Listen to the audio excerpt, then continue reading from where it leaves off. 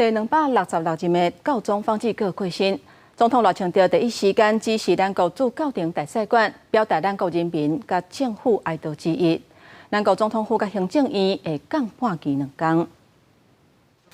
天主教教宗方济各过身，伊在位期间捌慰问花莲地震受伤的人，并且为受难者祈祷，任命几多位咱国籍的主教，几多遍接见去教廷的总统特使。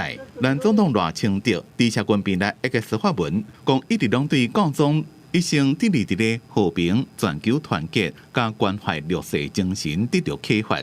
赖清德总统已在第一时间指示我国驻教廷大使馆转至总统宴殿，表达我国人民及政府深刻哀悼。此外，外交部长林佳龙立即向教廷驻台大使馆代办马德范蒙席转达我国悼念之意。外交部也同步向台湾天主教主教团主席李克勉主教表达慰问。除了表达哀悼，总统府甲行政院将会降半旗2天。外交部表示，基于台湾亲和的友谊，单方会派适当站级的官员担任特使参加教宗的告别式。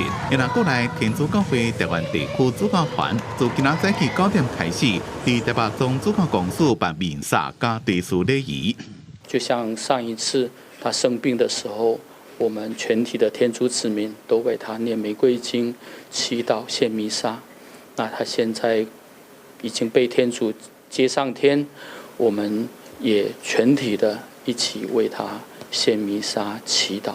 我们是觉得他是天主的人哦，那天主就给他一个非常好的安排。虽然感觉定惊唔甘，不过台北总教区总主教张安祖讲，教宗伫咧福华这个过灯天过身，是天父接引正好的安排。那台湾区是不是会派人去反对讲，主教团讲正伫咧等教廷的通知？公司新闻综合报道。